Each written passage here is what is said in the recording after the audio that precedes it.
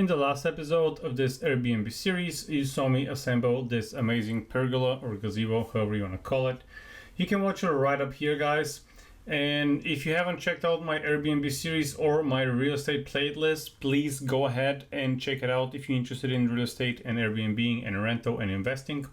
In this episode, we're gonna check out the furniture I put in, what other repairs I did and touch-ups, and we're gonna talk a little bit about the pricing. And we have one more episode that I actually review the whole place. So enjoy the episode, watch to the end, hit like and sub if you like this content and you would like to hear more about real estate investing, guys. Let's roll the video. I'm starting with unboxing everything in the living room. We got a pull-out couch and, well, that's pretty much it for now. Later, I'm going to get dining chairs, table, and TV stand going. So the pull-out couch cost me $600. Then we got 3 chairs. I ordered one that I don't use, but I cannot return. So they cost me $45 each, so that's $135 for all of them. Also, when you sit on kitchen chair, you gotta have table, right? That cost me $69. Wink, wink. Coffee table is $49. A TV stand is $260, and the 80-inch TV is $640. So the total for the living room is $1,753. But wait, there's more. I have little things like artificial flowers and other little nicks and knacks. So let's do it this way. My total IKEA bill is $12.14. Add to that the TV and the TV stand and the light I got, throw blanket, board games, and so on and so on. We are looking at $2,313.60. And now let's move to the kitchen. And yes, I know my pink shorts are amazing. The kitchen is fully loaded with utensils, knives, pots and pans, wine glasses, plates, regular glasses, coffee mugs, coffee machine, and pretty much whatever else you can think of. Alright, this is just for example purposes, guys. I'm gonna clean all those. I don't know what I'm putting on the top shelf, but most likely the extra cups. But I actually do not have a sponge and I don't have like sponge and dishwashing soap, so I'm gonna get that as well. I actually just got a Keurig coffee machine for Black Friday that is not into this video. I did get some sponges and dishwashing liquid, sugar screamers, a Ninja blender that no one will ever use, and everything else you can think of, like I said, including 2 fire extinguishers and a med kit. Oven mitts that somebody already stole, but that's a topic for another video. So total amount spent into the kitchen is $800, and let's move on to the next room. Let me turn the light on. It's kind of hard to take pictures. So before we move to the next room, let me show you how things do not look like. So this setup was the original setup of this room, but this really did not work for me. So I did a lot of moving around, but you can see all that moving around that looks amazing now into the next video that I'm going to show. Basically, I'm going to do a walkthrough in this property. So for this purposes, you need to stay and watch the next video, guys. Let's move to the bedroom. We're gonna obviously start with the bed. That cost me $200. Now the bedroom doesn't have that many things in it.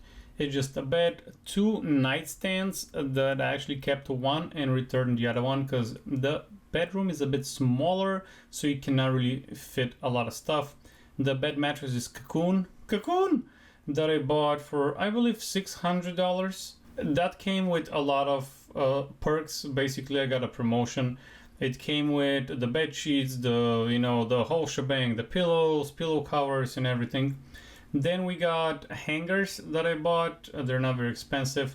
Then we got the dresser, a luggage rack, a TV, ironing board, iron, and that's pretty much it. There's not much else going on to the bedroom. Oh, I got some pictures, of course, for the wall.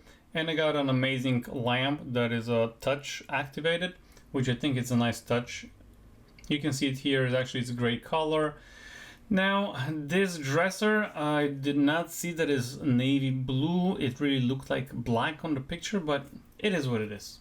So let me tell you about the numbers. I'm not going to break down everything in particular. I'm just going to tell you the full number for the bedroom. As you can tell, in the middle of my video, I posted the pictures of the actual items. If you want to look them up, you see the prices, but the total amount is $2,107.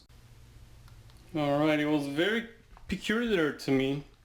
Why this thing, whoa, is like that? It should not be like this.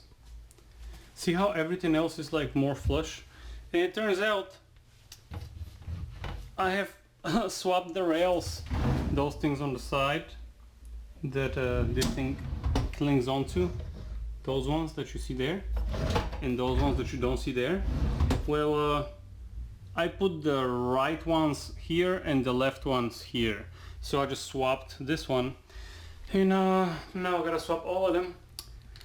I mean, maybe I should read the instructions better next time. Okay, last push for the fun. I needed to change the mirror because it was very old, and the team that was doing the renovation didn't change it, most likely because I didn't tell them. But make sure you have a good team that works for you and with you guys. I personally don't want to tell everything all the time to everybody. Like when I say I want full rehab, I mean full rehab. End of story. So tonight, to finish the whole fun of the patio, what I'm going to do is I'm going to spackle this and make it smooth and then paint it. This was the old hardware in the bathroom. Same here.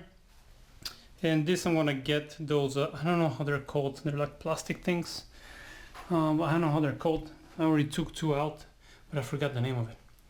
I'm gonna take them out, put some spackle in it. As you can see, I got my tank with spackle. And then paint them and install the new hardware, which is right here. So what you basically do when you have something like that is you make a little bit of a bigger hole. Basically, when I take those plasticky things out, I cut with a knife a bigger hole so I can put the spackle or whatever you call that, like drywall spackle, I'm not sure. And then let it dry for a while, sand it. And after you sand it very well, you can actually sand teardrops with the paint, which I have a few teardrops here, which I didn't like. So you just sand them and repaint them. Just make sure you get the same paint as the wall, because sometimes the paint looks deceiving. It looks like it's the same color, but it's actually not. Also, I do 2 coats of paint, and by the way, if you're impatient and you don't want to wait, you can do what I did and just use a hair dryer or a blow dryer so you can dry the paint faster. I wasn't happy with something else here, so I redid it one more time. I mean, do it as you please, as many times as you want, to your satisfactory level. There's nothing wrong in being perfectionist, just don't spend too much time to make it 100% perfect, because nobody cares. And then just measure where you want the new hardware. Maybe you can use the old spots, maybe not. And just install it. Read the directions, as you can see, that's what I'm doing. And just install it. It is not that hard, guys. And that's it. All I have for you for today. Thank you very much for sticking around. This is the whole apartment. This is the whole, not apartment, but a house. If you like that type of content, you know what to do, guys. Hit like, subscribe. I'm almost at 500 subscribers. Thank you all very much for subscribing. And I really hope I bring some value to you guys. Thank you very much again for watching. And in the next video, we're gonna see a walkthrough of this property. Keep hustling, guys, and I'll see you next time.